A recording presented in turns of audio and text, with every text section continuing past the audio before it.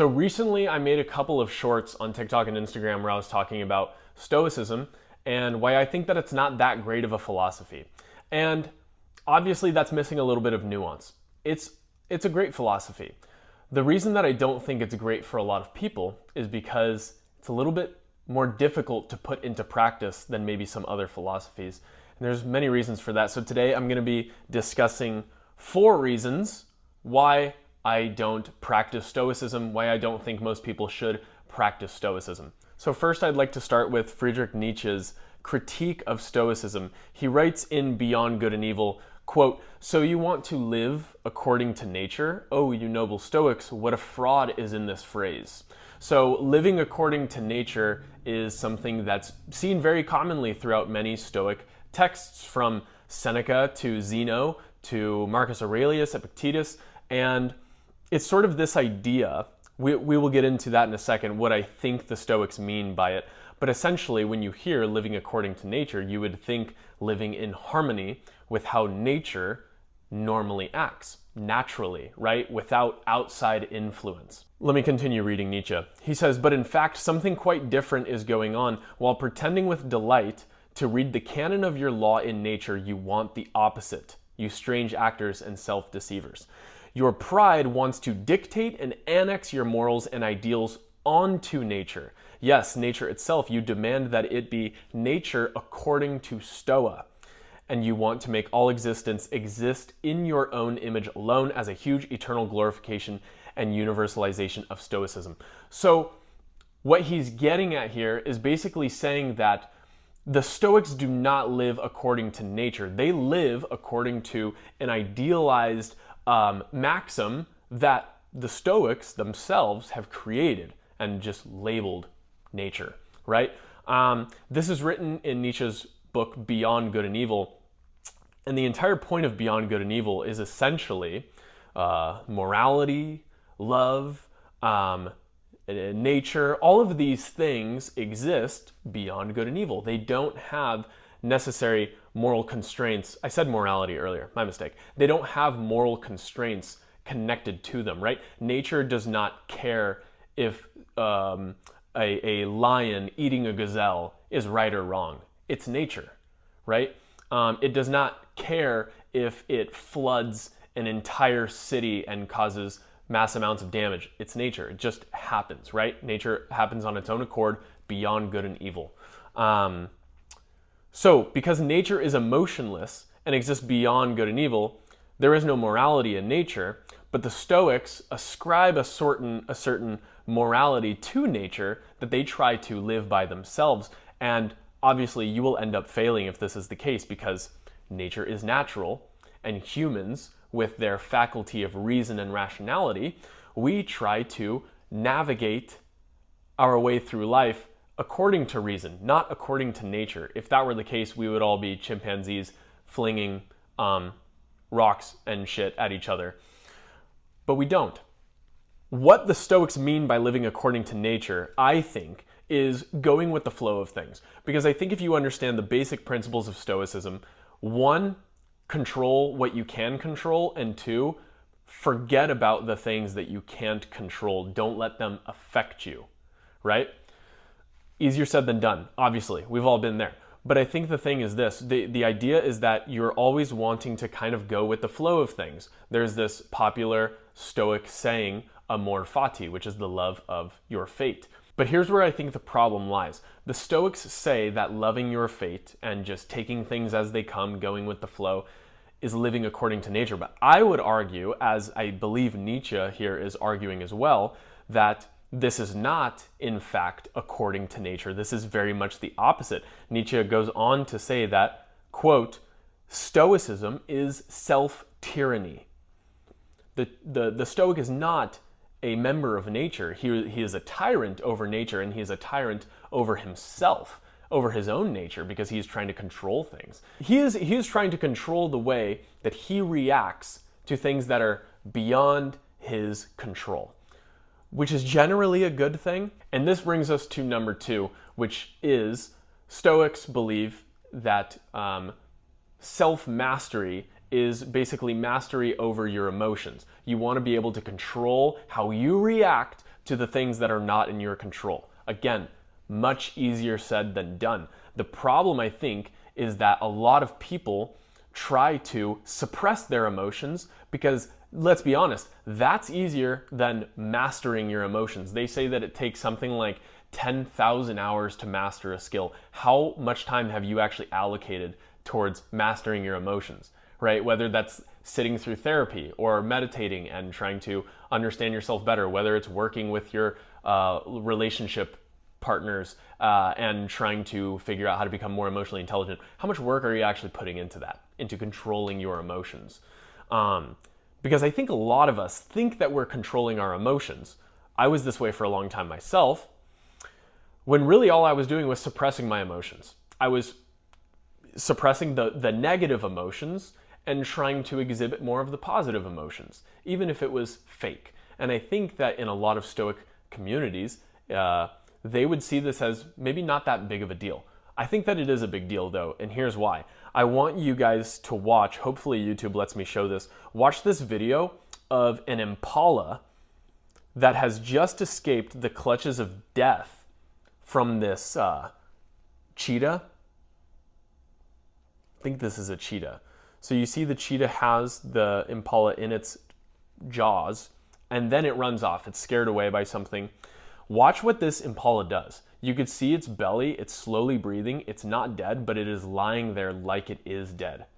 In a second here, you're gonna see the impala start to come back to life and shake off all of this nervous excess energy that it had from when its nervous system was ramped up to 1,000. Because one, it was probably trying to escape the cheetah. Didn't do a very good job, obviously.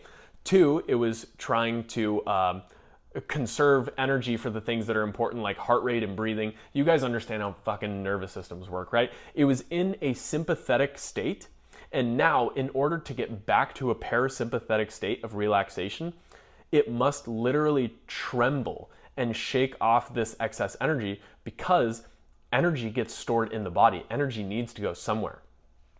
You'll see this impala is going to get up right here and it's going to run off. Look at that. And now it's all good.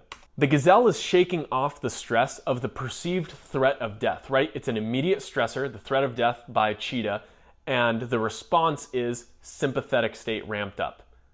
The threat is now gone, but in the gazelle's eyes, or not in the gazelle's eyes, in the gazelle's body, you can't just flip a switch and go from sympathetic back down to parasympathetic. It is a gradual process. Humans try to bypass this process constantly. We are constantly trying to suppress our anger or our rage, or we are trying to ignore the stressors in our life, or we are trying to cope with anxiety with using anti-anxiety medications or SSRIs or to fend off from depression. All of these things, right? We try to bypass this natural, as the Stoics would probably call it, process to achieve a more relaxed state or a more controlled state or something like that. But here's the problem. When humans override this sensation, all of the emotions that you are feeling, all of the energy that is coursing through your body, whether you're in a sympathetic state because you're angry or because you're sad or because you're stressed, you're anxious, whatever it might be, that energy needs to go somewhere. I know to a lot of you that might sound really kind of like woo-woo, but I promise you, it is real. And another thing is there have been studies on this sort of effect that the brain can have on pain, right? The brain can perceive stress and it can localize itself in the body as pain. One example, you look up that video, excuse me, I'm doing a video. You can look up this video of this guy who's got a prosthetic arm, and then somebody goes to chop his arm off, right? The prosthetic arm, and he even knows it's a prosthetic. He knows it's not his own arm. But as soon as it happens, he has this perceived threat of danger. He screams and he immediately feels pain in his arm, even though nothing has happened to him. It was the prosthetic arm that got cut off.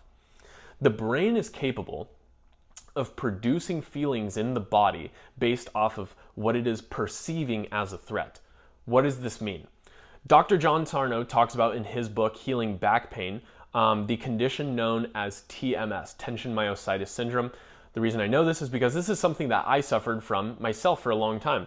I essentially woke up one morning and I had excruciating neck and back pain that I thought was due to overtraining. Maybe I slept weird, but it didn't go away for weeks. It got to the point where I went to a doctor. I got MRIs, x-rays, nothing. Everything is coming back negative. Finally worked with a chronic pain coach and figured all this out, that I was experiencing TMS. My brain was stuck in a, let's say, a perceived threat state. Not necessarily stuck in a sympathetic state, even though for the most part I kind of was.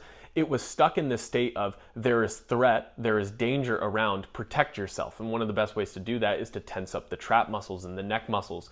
A lot of people feel tension in their lower back for these same reasons. It can register as headaches and migraines and what's it called? TMJ, similar to TMS. Gut issues, a whole host of things. And oftentimes, the underlying cause of all of these things are repressed emotions and traumas. Things that happened in your life that you've never addressed. Emotions that you never allowed yourself to feel, stacked on top of each other over and over and over.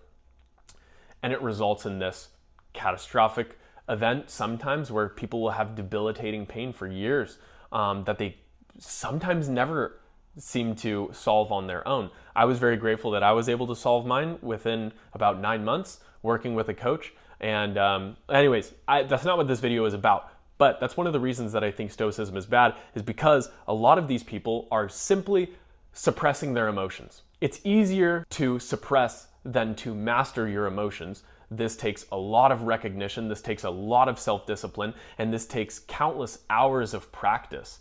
And I just don't think that a lot of modern Stoics are putting those hours in. I think that they're just suppressing their emotions and thinking that that's okay. Number 3, probably my least favorite part about Stoicism, is going to be this idea of premeditatio malorum. Premeditatio malorum is this idea that you should premeditate or think about the worst possible case scenario. Premeditatio, premeditate, malorum, the worst. Think about the worst, literally. I think that's what it translates to. It is meant to strengthen resilience, but energy flows where attention goes. What do I mean by this?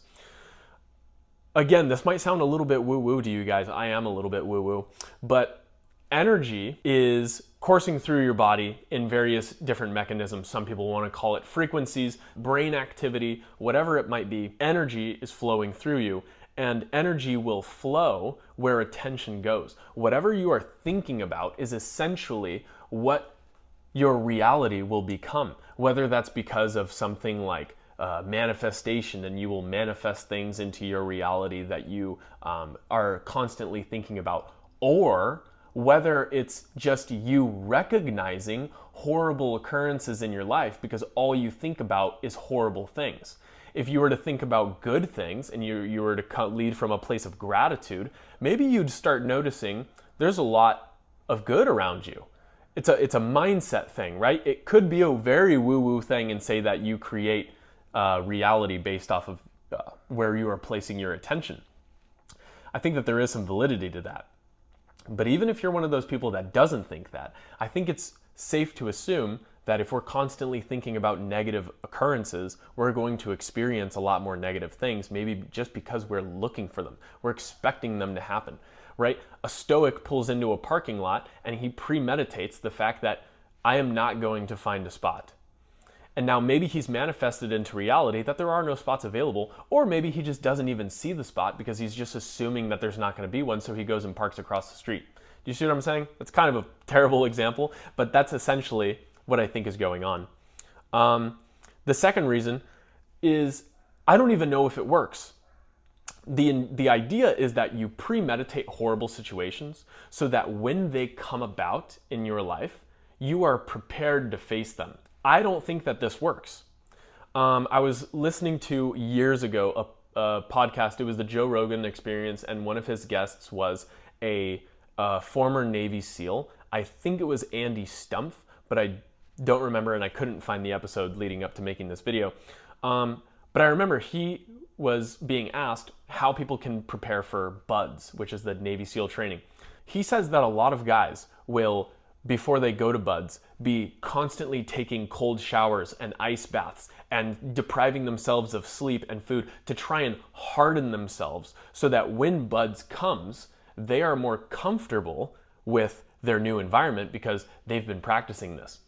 The problem that he said with that is that it doesn't get any better. The water does not get any warmer just because you took 100 cold showers or ice baths. You get into the freezing cold water, it's still freezing cold. You're not necessarily like more well off, more prepared for what is to come.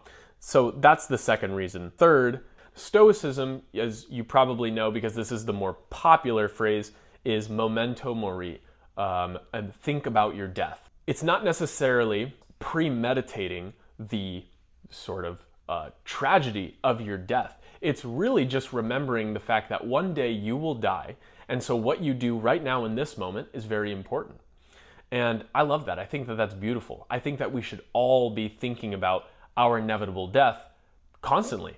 It will be a great driving factor. It will remind you that you do not have infinite time to dilly-dally. And another great philosopher, Martin Heidegger, he writes in his book Being in Time how the ultimate sort of essence of the human experience, or the ultimate thing that humans can strive to, is this understanding of being towards death. Because once you understand your being towards your death, your existence, and how it is all ultimately aimed at your death, it's the only thing that's promised in life, that is when you can recognize your fullest potential. That is when you can recognize the inherent meaning in your life. Because if you had an infinite amount of time, who cares what you do on the day-to-day, right? But because you only have a finite amount of time, you want to really make it count. That's when you realize your fullest potential. Life becomes much better. Memento mori is wonderful for this reason. But I think that memento mori is aimed towards gratitude rather than towards preparing for tragedy. You're not preparing for your death by thinking about it. There's nothing to prepare for. Death comes to all of us whenever, wherever, and we don't even know what really happens when we die. So there's nothing to prepare for. It's really just the gratitude of the present moment that we are sort of honoring when we practice memento mori. But premeditatio malorum, garbage. Number 4, the life of equanimity has a tendency to flatline life, and this is not necessary for most people. This is probably the easiest thing to understand of why I don't think that Stoicism is a great practice. I also think that Buddhism is not the greatest philosophy either, for the same reason. We can talk about that in a later video. But this life of equanimity, as the Stoics are chasing, is this life with less highs and less lows and just kind of more baseline. And yes, that's probably an oversimplification for sure, but the entire purpose of controlling what you can control and forgetting about the things that you can't control is to not be affected by those things. But you can't just choose to not be affected by the bad things because, as I don't know if it's an actual Stoic saying or if it's just a Ryan Holiday book, but ego is the enemy, is the idea. This idea that experiencing like great highs in your life and then allowing those to sort of inflate your ego, make you feel good about yourself, be able to like celebrate a win. Again, I'm kind of oversimplifying, but you get the idea. They think that you can't have the high highs either with the low lows. I think you should have both. I think that life should be this exciting game of super high highs, extremely low lows, because we're all going to have them anyways. Just because you're controlling the way that you behave towards those low lows does not mean that they're not occurring to you. Doesn't mean that you shouldn't be pissed off about them. Doesn't mean that you shouldn't be sad when your parent or loved one dies. It doesn't mean that you shouldn't be angry if you are cheated on by your spouse. It doesn't mean that you shouldn't feel these emotions. You should. That's why they're there. Now, on the other side, this philosophy is great if you are an emperor of the Roman Empire, like Marcus Aurelius, or if you are a slave, right? This is perfect for people who are in those extreme camps of your life is completely miserable anyways, or you live in such lavish luxury that you have no means of grounding yourself in anything unless you are able to just like reject all the good things in your life to a degree. So I think that this is great if you're a slave or an emperor, but if you're not in any one of those extreme camps, I think that existing in the middle, you should try to feel the majority of things in your life, because the lows are going to come anyways, so you want to appreciate those highs. And two, you can't have flowers without rain. You can't enjoy the good moments if you don't allow yourself to dwell in the bad moments. And I don't mean become depressed. I'm just saying feel those emotions deeply. If you are sad, fucking be sad, cry, scream, do whatever you need to in a safe and publicly suitable environment. If you're angry, go hit a punching bag, go train hard at the gym, go sit in your car and scream your lungs out. Do what you need to do, because we are animals at the end of the day. Because we possess these faculties of reason and rationality, we can use that to our advantage. It doesn't mean that we shouldn't feel things like all animals and all nature does.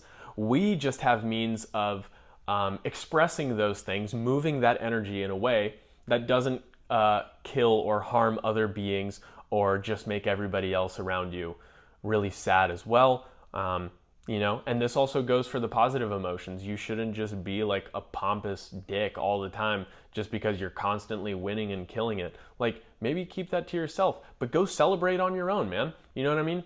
I think it's all about having the yin and the yang of life. Ups and downs are good. And that's why I don't like that Stoicism has this tendency to flatline things. I think that we can all do without that. So, those are the reasons that I don't think that Stoicism is the greatest philosophy. It's definitely a good philosophy, and as we can see here, it has a lot of really good components. I just think that a lot of them are mispracticed or are just difficult to practice. And yeah, that's the end of this video, guys. This is my first video just like sitting here and talking, and I don't think that I'm gonna edit this very much. I might throw up a couple quotes or something. But if you guys like this video, please let me know in the comments. Also drop a like and subscribe if you want to see more philosophy, history, mythology, religion content, all that kind of stuff. We're going to be doing tons of fun stuff here. So yeah, let me know what you guys think in the comments, and I'll see you guys in the next one.